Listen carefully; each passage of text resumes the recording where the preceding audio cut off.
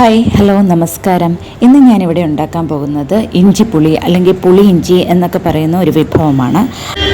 അതിനായി ഞാനിവിടെ വലിയ 2 ഇഞ്ചി എടുത്തു വെച്ചിട്ടുണ്ട്. അതുപോലെ തന്നെ ഇത്രയും വലുപ്പമുള്ള, അതായത് നാരങ്ങ വലുപ്പത്തിലുള്ള 2 വാളൻപുളി നമ്മൾ വെള്ളത്തിലിട്ട് വയ്ക്കുക. ആദ്യമേ തന്നെ ഇത് വെള്ളത്തിലിട്ട് വയ്ക്കണം. സ്റ്റൗ ഓൺ ചെയ്ത് ചീനിച്ചട്ടി വെച്ചിട്ടുണ്ട്. ചീനിച്ചട്ടി നന്നായി ചൂടായി വരുമ്പോൾ അതിലേക്ക് 2 ടേബിൾ സ്പൂൺ വെളിച്ചെണ്ണ ഒഴിച്ചു കൊടുക്കുക. അതിനുശേഷം വെളിച്ചെണ്ണ നന്നായി ചൂടായതിനു ശേഷം അതിലേക്ക് 1/2 ടീസ്പൂൺ കടുക് ചേർത്ത് കൊടുക്കുക.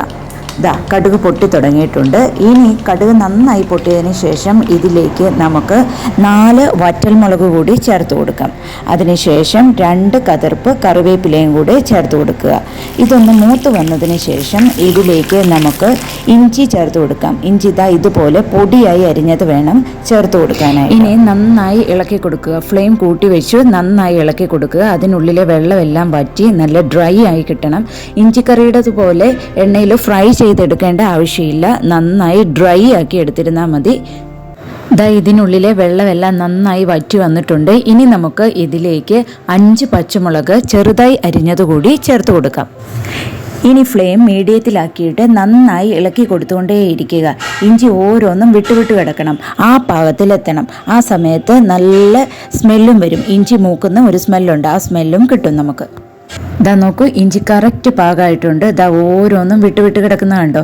ഇനി നമുക്ക് ഇതിലേക്ക് വെള്ളത്തിലിട്ട് വെച്ചിരിക്കുന്ന വാളൻപുളി അരിച്ച് ചേർത്ത് കൊടുക്കാം.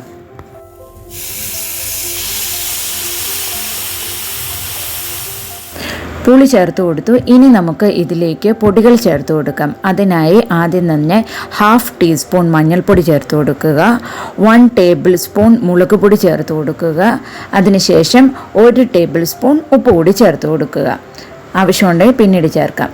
പിന്നീട് 2 കതിർപ്പ് കറിവേപ്പിലയും കൂടെ ചേർത്ത് നന്നായി ഇളക്കി കൊടുക്കുക.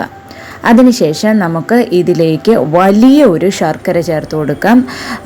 ഇഞ്ചിയുടെ എരിവനുസരിച്ചിട്ട് വേണം ചേർക്കാനായിട്ട്.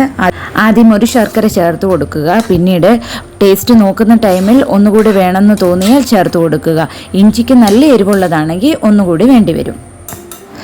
നോക്കൂ, ശർക്കര ഉരുക്കി ആ കറിയുമായി നന്നായി ചേർന്നിട്ടുണ്ട്. ഇനി നമുക്ക് ഇതിൻ്റെ ഉപ്പൊന്ന് നോക്കാം.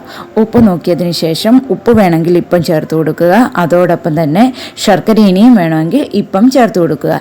ഇനി ഇത് നന്നായി ഒന്നുകൂടി കുറുകണം. ഇങ്ങനെയല്ല, നമ്മൾ ഇലയിൽ വിളമ്പുന്ന സമയത്ത് ഇലയിൽ നിന്ന് ഒഴുകി വരാൻ പാടില്ല. അവിടെ ഇരിക്കണം. ആ പാകത്തിൽ വേണം നമുക്ക് കിട്ടാനായിട്ട്.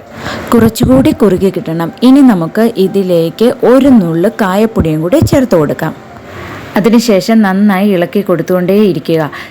ഇപ്പം നമുക്ക് കറക്റ്റ് കൺസിസ്റ്റൻസിയിൽ കിട്ടിയിട്ടുണ്ട്. ഇതാണ് കറക്റ്റ് പാകം. ഇനി നമുക്ക് ഫ്ലെയിം ഓഫ് ചെയ്യാം. ഇരിക്കുമ്പോൾ കുറച്ചുകൂടി കുറുകും.